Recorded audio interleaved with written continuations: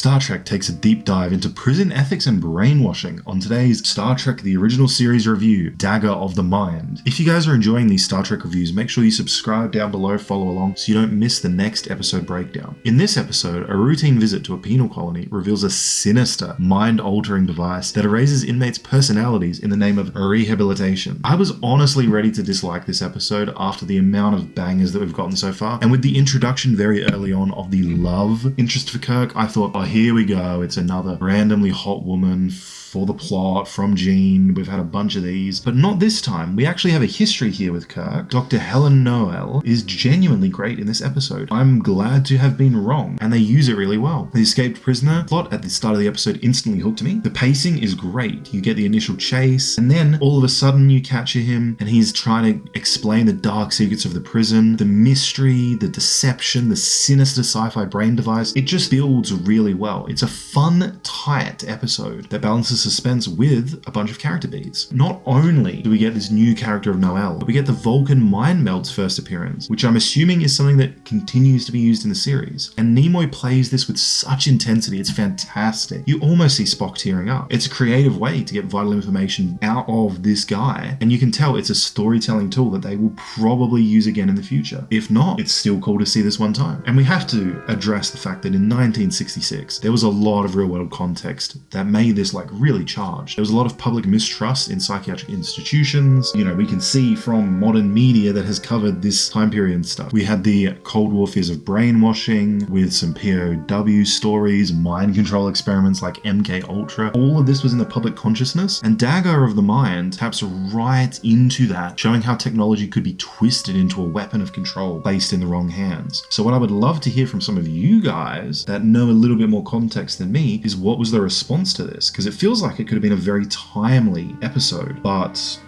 was it? Or yeah, give me some more context here. If you guys are enjoying these episodes, make sure you subscribe, follow along. I've got some Star Trek videos coming out this week. So if you made it this far and you're not on YouTube, or you're on YouTube, make sure you subscribe on YouTube. If you're not on YouTube, jump over to the channel, subscribe, because I've got some full-on videos coming this week, which are going to be very fun and you won't want to miss them.